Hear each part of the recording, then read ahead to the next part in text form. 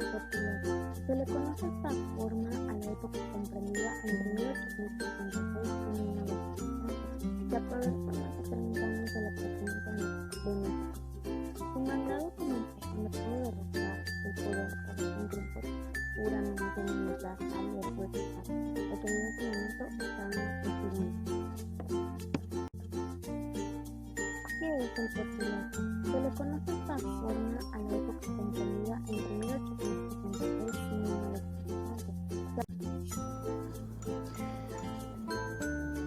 El general Díaz llegó a la presidencia de la República tras una revuelta.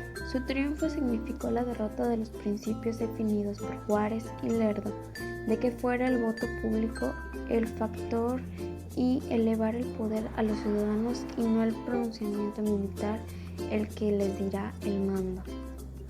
El general Díaz, en su larga actuación gubernamental, impidió para perpetuarse en el poder que la nación ejercitase los derechos que hablaban, con lo que tuvo la evolución del pueblo hacia la libre emisión del sufragio, actividad esencial para el funcionamiento de la democracia.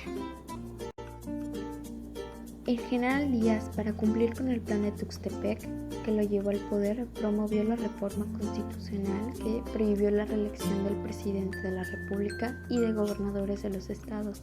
De este modo, el general Díaz simuló someterse a los compromisos que contrajo con los revolucionarios y calmó la opinión pública que agitó con las rebeliones de Noria y Tuxtepec. Durante su gestión, el presidente Díaz procuró halagar al ejército, clero, grandes propietarios, capitalistas y capitalistas a base de concesiones y privilegios se les otorgó para ganarlos en filas.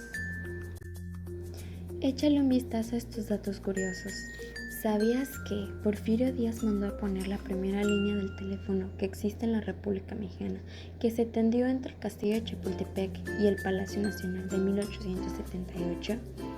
¿Sabías que los restos de Porfirio Díaz se enterraron y permanecen en Francia, en el cementerio de Montparnasse de París?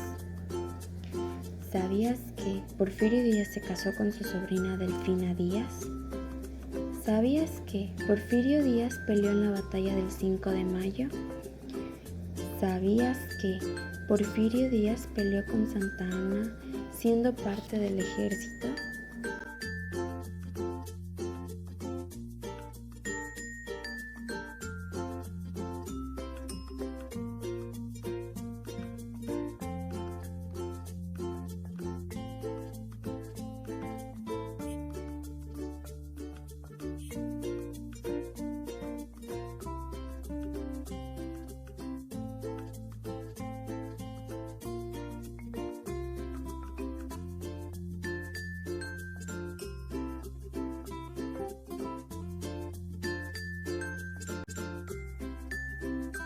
Económico.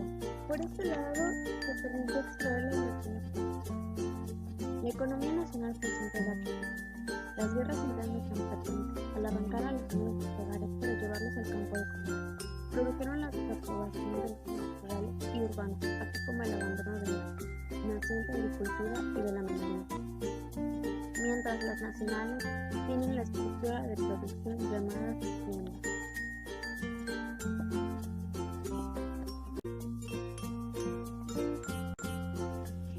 En la actualidad, nuestro gobierno se basa en una república democrática, federal y constitucional. La economía del país se basa en la comercialización y en actividades primarias y secundarias. Vivimos en una sociedad moderna, mejor calidad de vida que antes. Las manifestaciones que se dan son por injusticias o corrupción política, ya que ahorita ya tenemos la libertad de manifestar nuestra expresión y ya podemos hacer movimientos entre los ciudadanos, a comparación de que antes no se podía hacer ninguna rebelión ni nada porque eran castigados por el gobierno y no tenían la libertad de expresión y de manifestarse. Y hemos tenido muchos avances tecnológicos en sistemas, nuevos transportes, medicinas y más. En el año 1865 se terminaba el primer periodo presidencial de Benito Juárez, sin embargo, debido a la segunda intervención francesa, se quedó como presidente por un periodo más. En el año de 1871 se realizan las elecciones. Benito Juárez resulta ganador y subiría a la presidencia por tercera ocasión. Sin embargo, Porfirio Díaz está en desacuerdo con esto, así que decide realizar el Plan de Noria, con el que desconoce a Benito Juárez como presidente de la República. Sin embargo, poco después de esto, Benito Juárez muere por problemas cardíacos. Tras la muerte de Juárez, sube a la presidencia Sebastián Lerdo de Tejada, ya que él era el encargado de la Suprema Corte de Justicia de la Nación y según la Constitución, él debía subir a la presidencia si algo le ocurría al presidente. Porfirio Díaz no se opuso a esto. Sin embargo, al acercarse el fin del periodo constitucional de Lerdo, sus partidarios iniciaron trabajos para reelegirse, lo cual produjo enorme descontento en el país. Los liberales se mostraron inconformes con el despotismo con que Lerdo gobernaba, y los conservadores protestaban por su intolerancia. Desde principios de 1857 surgieron algunos movimientos armados, y al final del mismo año el general Díaz salió rumbo a los Estados Unidos con ánimo de preparar una rebelión armada. El general Díaz se había establecido en Brownsville, donde preparaba un levantamiento ayudado por el general Manuel González.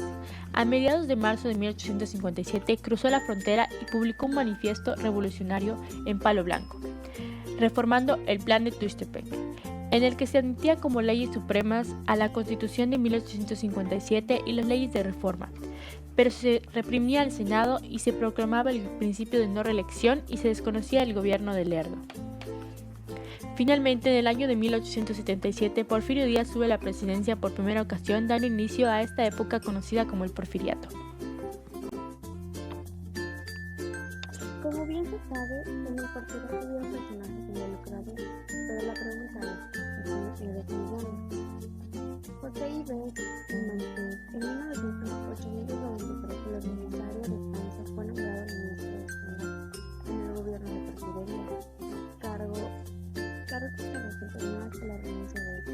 En 1915, durante su mandato, mejoró considerablemente la hacienda mexicana, estabilizando el peso, aplicó un programa de revolución de ingresos, suprimió las alcabalas y nacionalizó los ferrocarriles, determinó su país de exilio a Francia o Inglaterra. Él fue un economista y político mexicano además. Francisco Ignacio Madero, desde 1914 a la dictadura de Porfirio Díaz. En 1902 Porfirio Díaz le mandó cancelar, pero Madero logró escapar y lanzó un plan nacional iniciando una rebelión nacional. Poco después Porfirio Díaz inició el Villa Europa. En este periodo comenzó el sufragio popular y volvió la presidencia. Estudió agricultura en Estados Unidos y administración en Francia. En 1909 fundó el Partido Nacional Antirreeleccionista y lanzó su candidatura presidencial. Con 45 minutos en el poder, Pedro Lascurain Paredes se destaca como el presidente que más poco tiempo ha estado en cargo en nuestro México. Pedro Lascurain. Sus únicos actos de gobierno fueron tomar protesta y nombrar a Victoriano Huerta secretario de Gobernación para después presentar su renuncia, y este acceder a la presidencia por mandato constitucional al estar vacante el Secretario de Gobernación.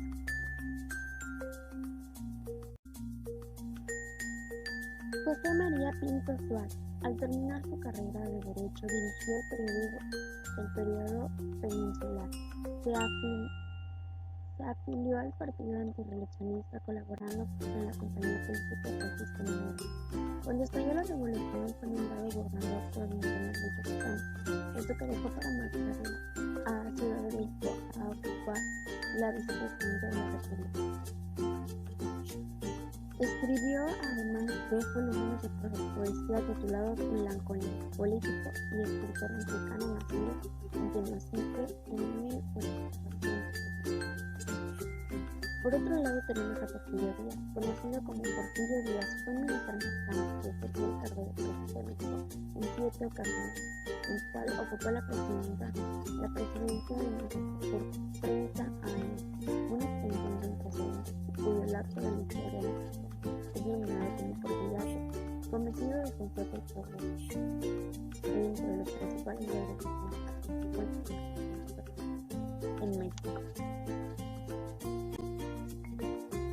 Desde el 1 de diciembre de 1870, hasta saber que los libros libertades internacionales los preceptos del Partido de Paz, orden y progreso para un régimen de desarrollo nacional que constaban en el apoyo de los dos por sí misma y los principios de agosto. Desde el 1 de diciembre de 1870, hasta saber que los libros libertades consecuencia del porfiriato, durante el porfiriato hubo un gran crecimiento económico. Estas inversiones pertenecían mayormente a extranjeros y eso hacía que empresarios nacionales tuvieran una posibilidad de competir en el mercado. Aumento de desigualdad en este tiempo se crearon algunas exportaciones sistemáticas alimentarias y esto llevó a una modernidad criminal económica, permitiendo generar más recursos. Y eso hizo que oprimieran mucho los exportaciones. Durante este periodo las diferencias entre clases sociales aumentaron, ya que se explotaban más las clases altas, mientras que entre las familias de campesinos obreros tenían menos oportunidades. En estos años eran comunes los diferentes liberales y conservadores. Uno de los sucesos más trascendentales de este periodo fue la revolución por el descontento del pueblo permanecer en camino porfiriano, aumento de desempleo por la mecanización. La mayor parte de la población era pobre y rural. El ferrocarril se volvió una potencia económica por su facilidad de transportar. Y por último tenemos que Porfirio Díaz decretó la ley de la no reelección luego de ser presidente.